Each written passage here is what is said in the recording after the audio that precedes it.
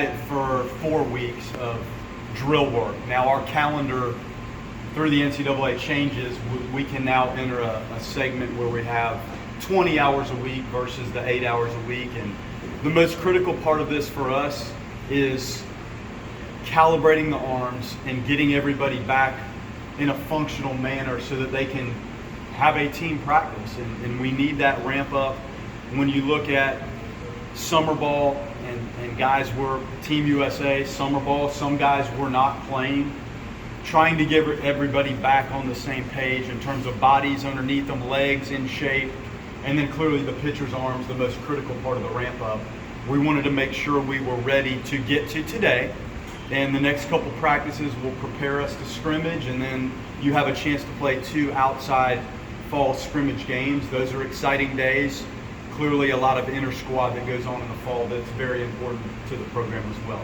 The guys are excited. Just watching the preliminary drill work, I feel like the athleticism of the team is something that has stood out to me. I think the raw speed, the ranginess of the outfield, the athleticism, very apparent. I think we've accrued some catching depth. There's always a quest to have pitching depth at every level of baseball. I think we have checked those boxes. Staying healthy on the mound is always a critical part of it. And everybody that follows baseball knows sometimes that's a difficult task to keep everybody on the pitching staff at any level, major league level, minor league level, or college, or high school for that matter. Keeping everybody healthy and able to pitch is a challenge, and that's another reason why we built in some time to get the arms up to speed so that we could practice, and then you piggyback that into scrimmages. So that's where we are. Coming off an exciting season, we need to do some things better. We need to create more pitching depth and execute better. We need to play more sound, athletic defense. And we're going to need to run the bases and bunt better. Each team is different. It has to be. And when you have the transfer era, you see roster movement that's more drastic than it was 5 or 10 years ago. So how quickly we can assess what the individuals need and what this team actually looks like, then you start to pivot to how do you put this into play, who belongs in what positions, who belongs in what roles on the mound. There's a segmented approach that you have to identify what the team looks like, and then you start to move in a direction of how that team functions on the field together. We're clearly in the preliminary stages of that, but it's exciting, and every time you walk out there, you learn things about your personnel and the culture, and you hope you put your best foot forward when the calendar flips and you're looking at February. You felt like the emphasis this summer was on pitching versatility and outfield athleticism. Just how much did that have to do with the end result in Omaha and trying to get better at some things that maybe didn't go the way you wanted to there? The quest for pitching is the biggest challenge you have. You have to develop, you have to recruit, and you have to groom elite level arms. And then the depth of the arms and the health of the arms is also a real part of that. We battle the draft, and to tell you the number of players that we were dealing with to land on a roster in that locker room that is at 40, it would blow your minds if I told you the number of players between last year's team and the recruits and the players that we had in the fold before you get into the transferring and the draft. It's mind-blowing, really, the number of people. So I think we've put our pitching in the correct space in terms of the roster and the depth. I think we have a nice split of lefties and righties. The athleticism, the outfield athleticism, the overall experience in the infield and trying to continue to become more athletic and deeper even behind the plate. I think we solved some of those. Now in terms of the execution and the personnel and how this looks and how well we perform, that's where the rubber meets the road. But the recruiting, the evaluation, the recruiting, those are two separate things. How that unfolds puts you in a position to have what you want in the locker room. Then you have to move along from there. Yeah, obviously, I lost a ton of production offensively, but you also lost some really good leaders, Tibbs, and some other guys that, just from a chemistry locker room standpoint, like how do you have to be intentional about how that develops, or do you have to kind of let that develop? I think that has to develop. Now, your returning players clearly guide the new guys. And in some cases, if you look back, it was probably the older players guided the younger. That's not necessarily the case. Like in this world of athletics, sometimes being in the program for a while may not make you the oldest. When you have transfers and grad transfers and people that come in that need direction on how we do things. We're in that stage. I think the true leadership in the locker room is something that will develop throughout the fall into the preseason, and then once you start to really get into the meat of the schedule, I think the leadership organically forms, and it's not something that I really try to force. I think that has to be something that blooms in that locker room and reflective of how the guys view it. Is there anyone who have really embraced that leadership role in particular? Well, it's early, but clearly, Jamie Arnold, Jackson West, I think you'll speak to them here shortly. Lodice, Max Williams, Holtz. You have guys that have been through it that work very hard. Those two things set the foundation, and then how you carry yourself every day in the locker room, on the field, off the field. Again, those things tend to work themselves from start to finish, leadership-wise, on their own. And I think it's probably a little early, other than who is on the team again and who performed well, to figure out where that type of leadership may come from. It'll come. It's hard to assess today who that is. Since you've been here, you pushed guys to go play summer ball, and it paid dividends last year. Some guys had a good summer again this year. Just how much do you think that can help them develop and grow confidence?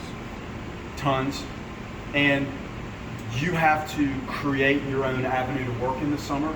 The facility is, in most cases, not quite like this. So you have to dedicate time and effort to make sure you're getting your work in aside from the game repetitions. And you're standing in a beautiful weight room, and our guys are able to go across the walkway and lift in the football locker room. You're not going to have that kind of access in summer ball. So the innings on the mound, swinging the wood bat, running the bases, and then finding ways to mature and learn how to do the work that this facility may create an easy method. You have to work at that sometimes in your summer league. So I think it really helps the players mature, and when they get back, I think there's more of an appreciation for what we have here than maybe what you see when you're having to hunt that down on your own in the summer. Coach, last offseason you're putting in some new coaching staff pieces. How important is that continuity for this offseason? It's great. When we walk in the meeting room today, and we meet all the time with the team, but this is one of the first times the whole group has been in there, and clearly the first time before we walk out to practice.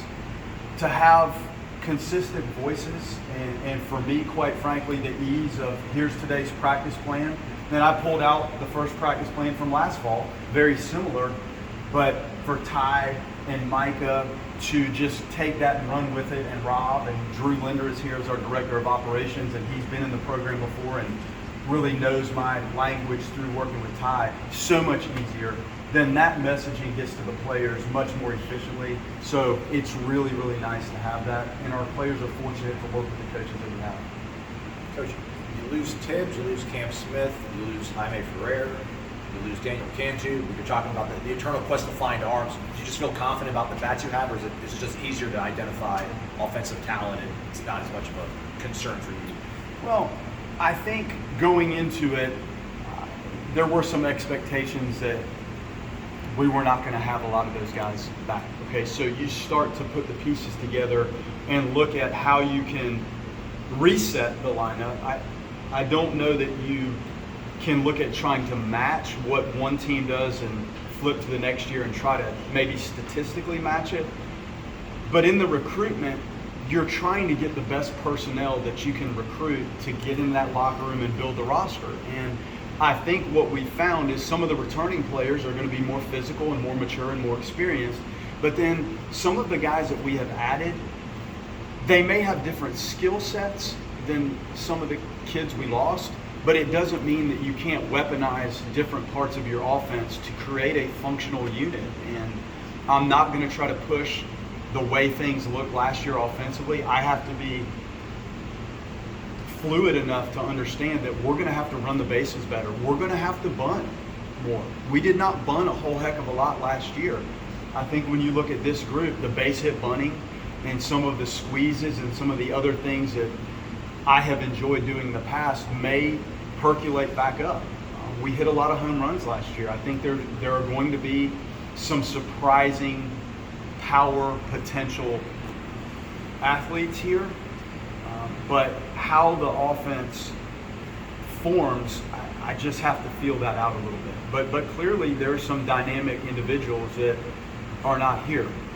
Our job is also to continue to create those. Our expectation in this program is we're going to develop people that are capable of being first-round draft picks and future major league players. And I think that's what you saw last year.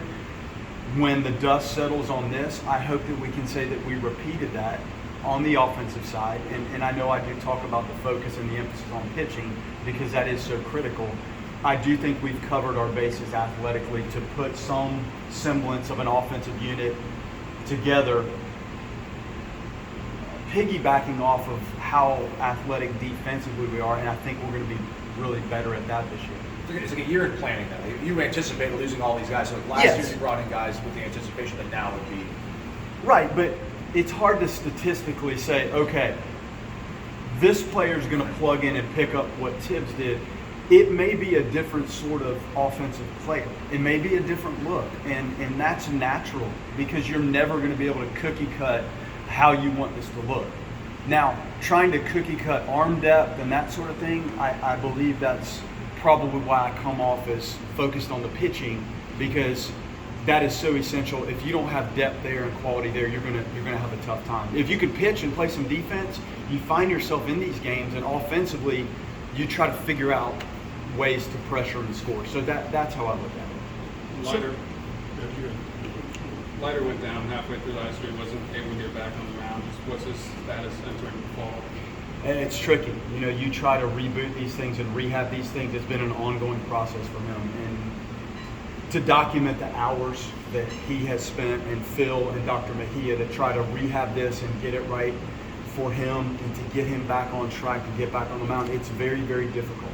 So when I talk about the health and the ramp up of the arm and the maintenance of the arm, you can do everything right and still have some athletes that come unglued in just the aggressiveness and the velocity and the strength and the power with which modern day pitching is functioning at. It's very aggressive and it's difficult. I hope he gets back. It has been very tough on him, and the mental endurance of having to sit there and rehab since March 28th, is that the last time he was on the mound? These are not easy things, and knowing the upside he has and where this thing could go for him down the road, you hope it gets right one way or another, and we don't have a clear answer yet. Cal was a guy that showed a lot of potential as a young guy last year. Where do you see him fitting in? What have you seen from him since the end of last season? Fisher, Yeah.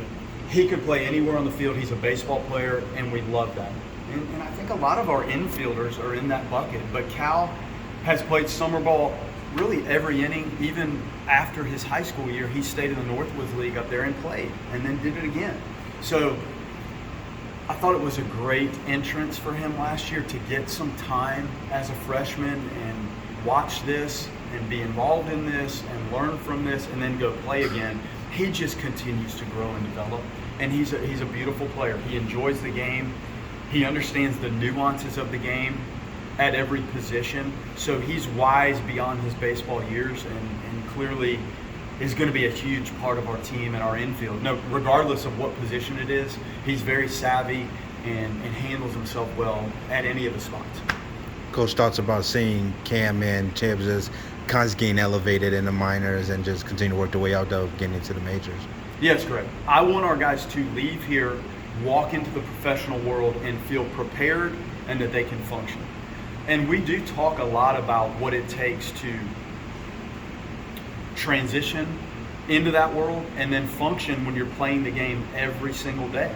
We play a lot, but when you get into the professional arena, it's 6 days a week, and it's for 6 months. It is not easy. So they got a taste of that. And for them to tell me, Coach, I felt like I knew exactly what to expect. I felt like I could go onto the field and function. I felt like I knew more about how to manage at bats. That's the best thing I could hear from them. And to have those guys come back, they're on the field right now, to see that they enjoy being here and this is home to them, that's refreshing. It's really one of the reasons you coach, and to have Jaime and Cam and Tibbs express the gratitude for the structure and the support that they had goes a long way for me. With a guy like Jamie that threw the amount he threw last year, and you know what you have with him, just how do you balance that build up versus maybe just trying to protect him a little bit, or is it just trying to ramp up just like everybody else? Great questions, Brett. Well, I think he threw 5 or 6 innings with Team USA, so you have a good spring, you have a short summer with a lot of eyes on you.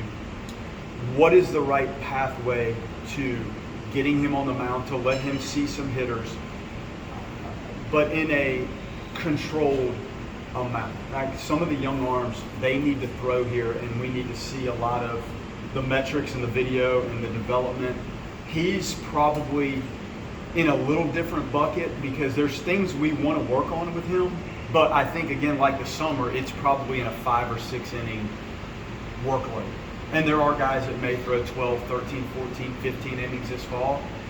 We were a little slower in ramping him up, but I think the idea was to give him some look at live hitters so that stays in the field, so that your work is based on what you see when you're pitching against live hitters. I think that is important, but clearly we're going to manage that, and it's not going to be to the extent workload-wise that some of the other pitchers will endure. Coach, I'm not sure how much you can comment on this, but with the House settlement and possibly 34 scholarships for a baseball team, does that affect anything that you do with the recruitment aspect or a team building or anything like that? Well, we talk about this a lot, and there is a lot of movement in where this actually lands. When I tell you how challenging it was to put a roster together, when you look at the draft of the incoming players, which is unique to baseball, like the high school soccer players and softball players and football players are not drafted. We have to deal with that. So roster management is a challenge. So I think the number that you land on, we're so far from having to deal with that. We haven't had the November signing period yet. We forget about getting into the transfer cycle later in the summer.